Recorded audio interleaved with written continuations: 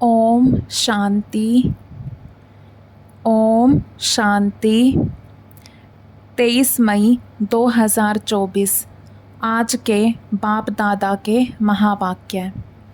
आज बाबा ने कहा, मीठे बच्चे, तुम्हें कभी भी विघन रूप नहीं बनना है। अंदर में कोई कमी हो तो उसे निकाल दो।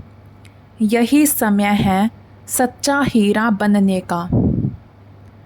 बाबा कहते, तुम्हें कभी भी विघन रूप नहीं बनना है।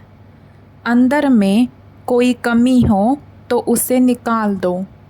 यही समय है सच्चा हीरा बनने का। प्रश्न, किस बात की डिफेक्ट आते ही आत्मा की वैल्यू कम होने लगती है? उत्तर है, पहला डिफेक्ट आता है अपवित्रता का। जब आत्मा पवित्र है तो उसकी ग्रेड बहुत ऊंची है। वह अमूल्य रत्न है, नमस्ते लायक है। इम्प्योरिटी का, अपवित्रता का थोड़ा भी डिफेक्ट वैल्यू को ख़त्म कर देता है। अब तुम्हें बाप समान एवर प्योर हीरा बनना है। बाबा आया है तुम्हें आप समान पवित्र बनाने। पवित्र बच्चों को ही एक बाप की याद सताएगी। बाप से अटूट प्यार होगा। कभी किसी को दुख नहीं देंगे। बहुत मीठे होंगे। ओम शांति। डबल ओम शांति भी कह सकते हैं। बच्चे भी जानते हैं और बाप दादा भी जानते हैं। ओम शांति का अर्थ है, मैं आत्मा शांत स्वरूप हूँ और बरोबर शांति के सागर, सुख के सागर, पवित्रता के सागर बाप की संतान हूँ। पहले पहले है पवित्रता का सागर। पवित्र बनने में ही मनुष्यों को तकलीफ़ होती है और पवित्र बनने में बहुत ग्रेड्स हैं। हर एक बच्चा समझ सकता है। यह भी ग्रेड्स बढ़ती जाती हैं। अभी हम संपूर्ण बने नहीं हैं। कहाँ ना कहाँ कोई में किस प्रकार की डिफेक्ट ज़रूर है। पवित्रता में और योग में, देह अभिमान में आने से ही डिफेक्टेड होते हैं। कोई में जास्ती, कोई में कम डिफेक्ट होते हैं। किस्म किस्म के हीरे होते हैं। उनको फिर मैग्नीफाई ग्लास से देखा जाता है। तो जैसे बाप की आत्मा को समझा जाता है, वैसे आत्माओं बच्चों को भी समझना होता है। यह रतन है ना, रतन भी सब नमस्ते लायक हैं। मोती, मानिक, पुखराज आदि सब नमस्ते लायक हैं। इसलिए सब वैरायटी डाले जाते हैं। नंबरवार पुरुषार्थ अनुसार तो है ना। समझते हैं बेहद का बाप है अविनाशी ज्ञान रत्नों का जोहरी। वह एक ही है। जोहरी भी उनको ज़रूर कहेंगे। ज्ञान रतन देते हैं ना, और फिर रथ भी जोहरी। वह भी रत्नों की वैल्यू को जानते हैं। जवाहरात को बहुत अच्छी रीति मैग्नीफाई ग्लास से देखना होता है। इसमें कहाँ तक डिफेक्ट है, यह कौन सा रत्न है, कहाँ तक सर्विस एबल है। दिल होती है रत्नों को देखने की। अच्छा रत्न होगा तो उसको बहुत प्यार से देखेंगे।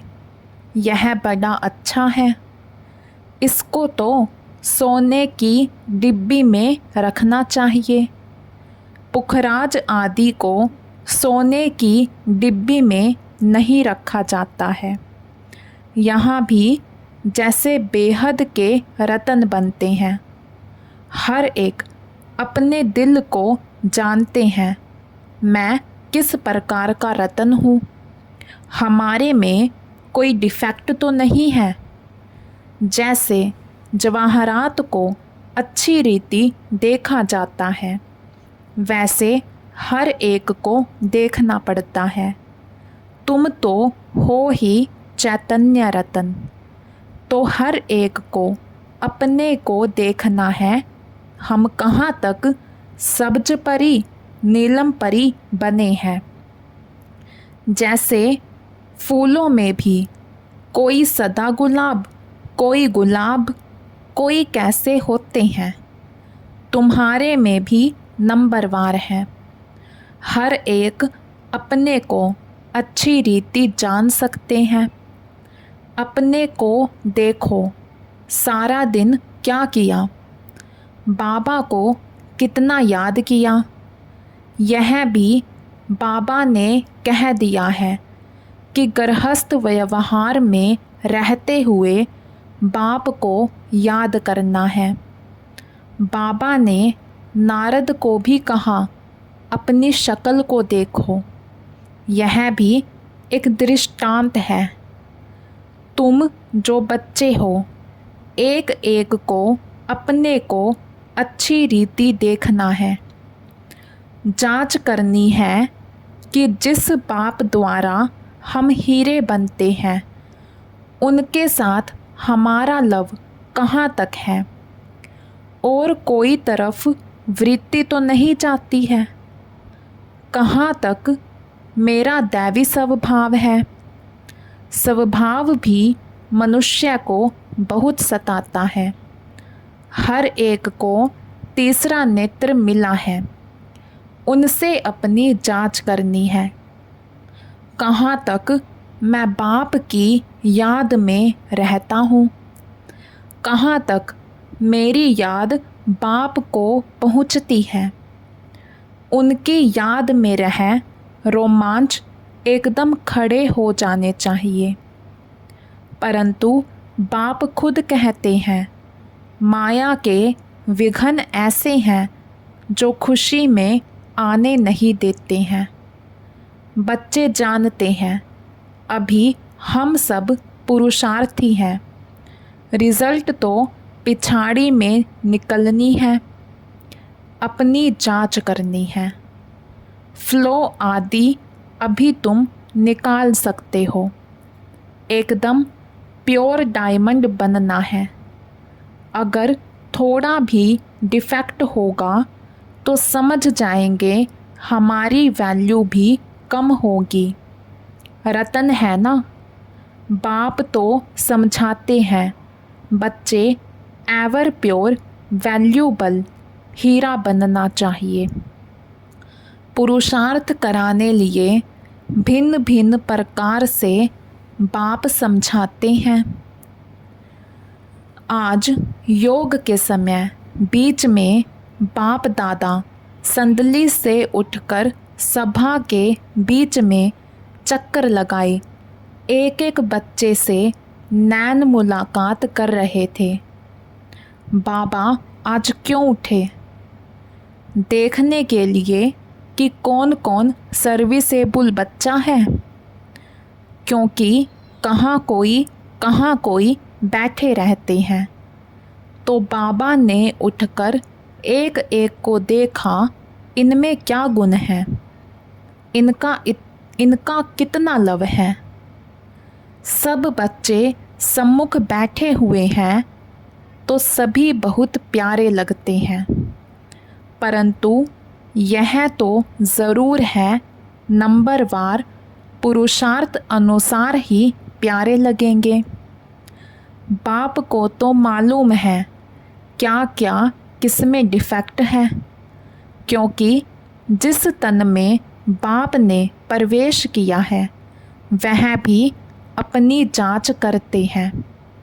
यह दोनों बाप दादा इकट्ठे हैं ना, तो जितना जितना जो औरों को सुख देते हैं, कोई को दुख नहीं देते हैं, वह छिपे नहीं रह सकते।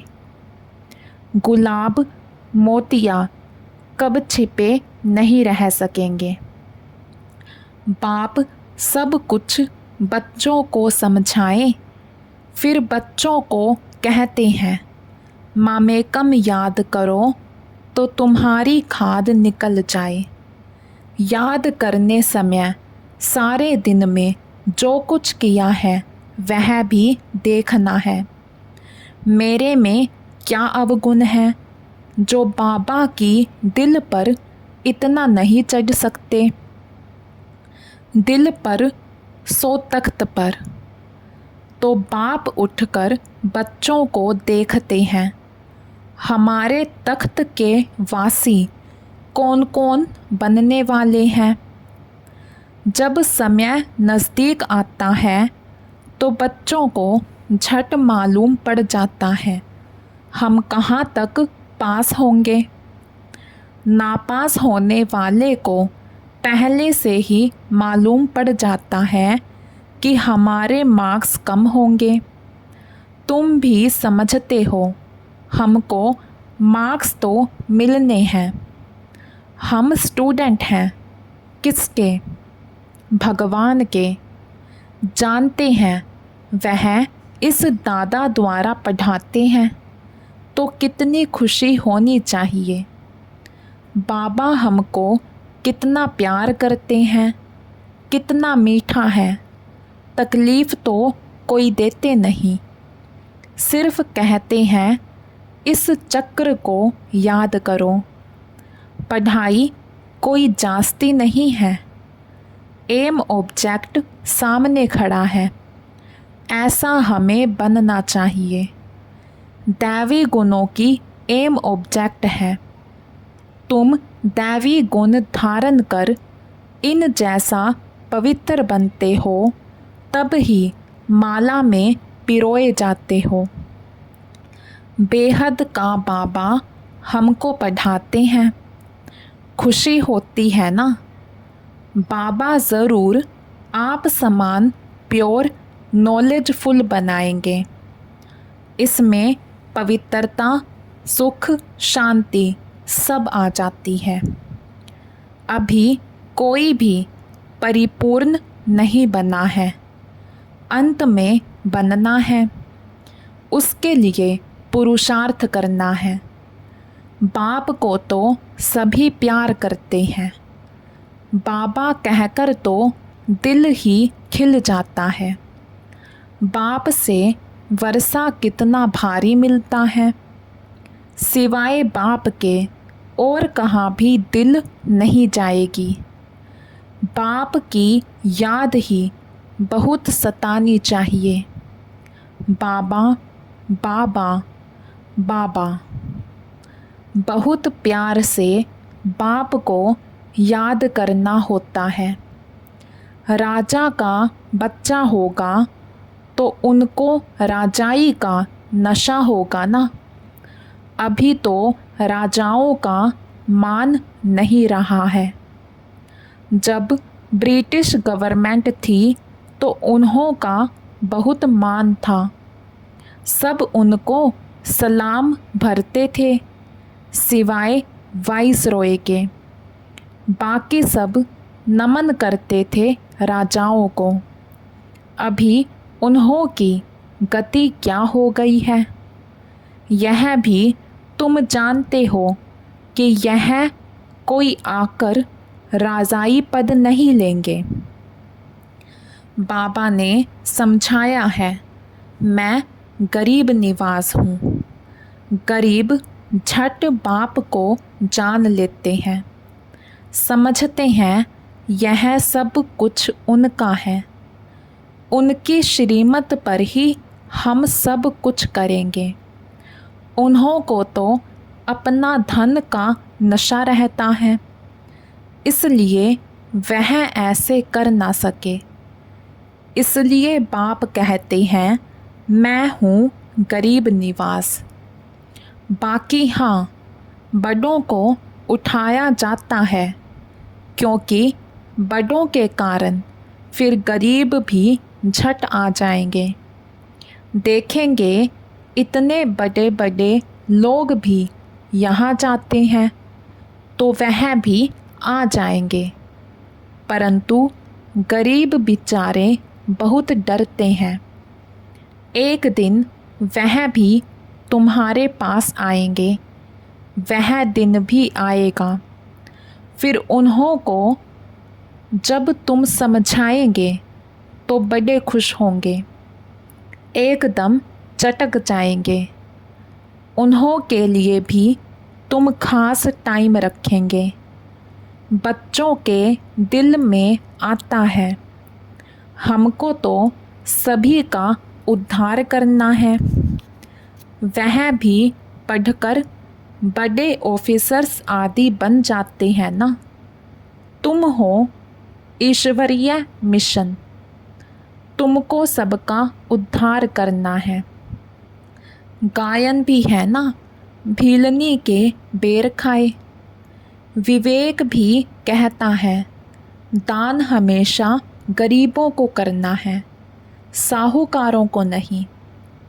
तुमको आगे चलकर यह सब कुछ करना है।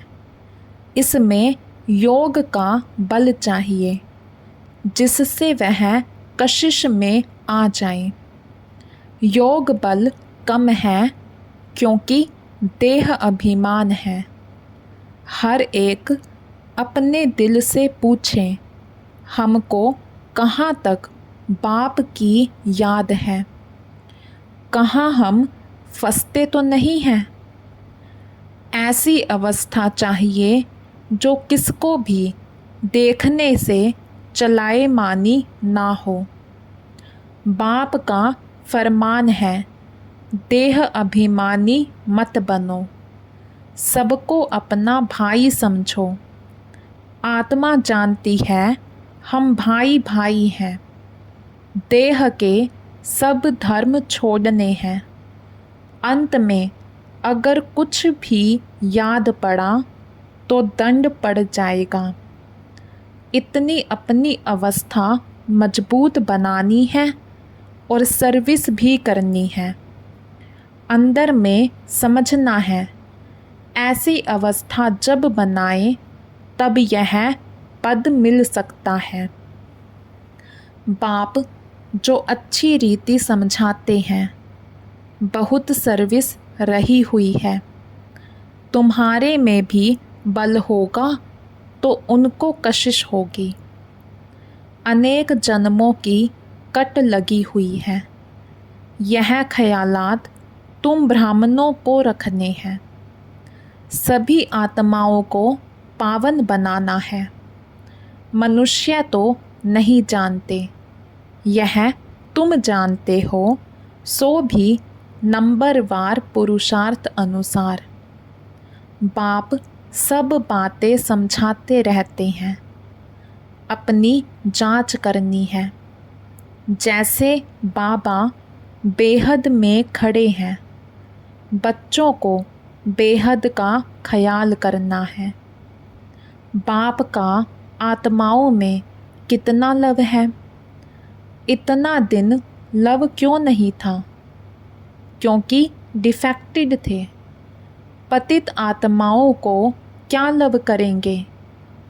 अभी तो बाप सबको पतित से पावन बनाने आए हैं, तो लवली ज़रूर बनना पड़ता है। बाबा है ही लवली। बच्चों को बहुत कशिश करते हैं। दिन प्रतिदिन जितना पवित्र बनते जाएंगे, उतना तुमको बहुत कशिश होगी। बाबा में बहुत कशिश होगी। इतना खींचेंगे जो तुम ठहर नहीं सकेंगे। तुम्हारी अवस्था भी नंबरवार पुरुषार्थ अनुसार ऐसी आ जाएगी। यहाँ बाप को देखते रहेंगे तो बस समझेंगे अभी जाकर बाबा से मिले। ऐसे बाबा से फिर कभी बिछड़ेंगे नहीं। बाप को फिर कशिश होती है बच्चों की, इस बच्चे की तो कमाल है, बड़ी अच्छी सर्विस करते हैं। हाँ, कुछ डिफेक्ट भी हैं, फिर भी अवस्था अनुसार टाइम पर बड़ी अच्छी सर्विस करते हैं। कोई को दुख देने जैसी आसामी नहीं देखने में आती है। बीमारी आदि होती है तो वह है कर्म भोग। खुद भी समझते हैं जब तक यहाँ है कुछ न कुछ होता रहेगा। भल यह रथ है, फिर भी कर्म भोग तो पिछाड़ी तक भोगना ही है। ऐसे नहीं मैं इन पर आशीर्वाद करूं, इनको भी अपना पुरुषार्थ करना है। हाँ, रथ दिया है, उसके लिए कुछ इजाफा दे देंगे। बहुत बांधेलियाँ कैसे कैसे आती हैं, कैसे युक्ति से छूटकर आती हैं। उन्हों का जितना लव रहता है उतना और कोई का नहीं। बहुतों का लव बिल्कुल नहीं है। उन बांधेलियों के लव से तो किसकी भी भेंट नहीं कर सकते। बांधेलियों का योग भी कोई कम मत समझना। बहुत याद में रोती हैं, बाबा ओ बाबा कब हम आपसे मिलेंगे। बाबा विश्व के मालिक बनाने वाले बाबा, आपसे हम कैसे मिलेंगे। ऐसी ऐसी बांधेलियाँ हैं जो प्रेम के आंसू बहाती रहती हैं। वह उनके दुख के आंसू नहीं हैं, वह आंसू प्यार के मोती बन जाते हैं। तो उन बांधेलियों का योग कोई कम थोड़े ही है। याद में बहुत तड़फती हैं। ओ बाबा, हम आपसे कब मिलेंगे। सब दुख मिटाने वाले बाबा। बाप कहते हैं जितना समय तुम याद में रहेंगी सर्विस भी करेंगी। भल कोई बंधन में रहती हैं, खुद सर्विस नहीं कर सकती, परंतु याद का भी उन्हों को बहुत बल मिलता है। याद में ही सब कुछ समाया हुआ है, तड़फती रहती हैं। बाबा कब मौका मिलेगा जो हम आपसे मिलेंगी। कितना याद में रहती हैं। आगे चल दिन प्रतिदिन तुमको जोर से खींच होती रहेगी। स्नान करते कार्य करते याद में ही रहेंगे। बाबा कभी वह दिन होगा जो यह बंधन खलास होंगे।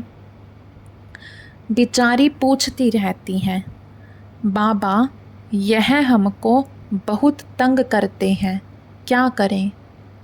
बच्चों की पिटाई कर सकते हैं, पाप तो नहीं होगा। बाप कहते हैं आजकल के बच्चे तो ऐसे हैं जो बात मत पूछो। किसको पति से दुख होता है तो अंदर में सोचती हैं कब यह बंधन छूटे तो हम बाबा से मिले। बाबा बहुत कड़ा बंधन है, क्या करें। पति का बंधन कब छूटेगा। बस बाबा बाबा करती रहती हैं। उनकी कशिश तो आती है ना। अबलाएं बहुत सहन करती हैं। बाबा बच्चों को धीरज देते हैं। बच्चे तुम बाप को याद करते रहो तो यह सब बंधन ख़त्म हो जाएंगे। अच्छा, मीठे मीठे सिकिलधे बच्चों प्रति माता पिता बाप दादा का याद प्यार और गुड मॉर्निंग। रूहानी बाप की रूहानी बच्चों को नमस्ते। हम रूहानी बच्चों की रूहानी बाप दादा को दिल व जान शिकवा प्रेम से नमस्ते जी, नमस्ते जी। धारणा के लिए मुख्य सार। फर्स्ट पॉइंट, अपनी जांच करनी है कि हमारे में कोई अवगुण तो नहीं है। कहाँ तक हमारी याद बाप तक पहुँचती है।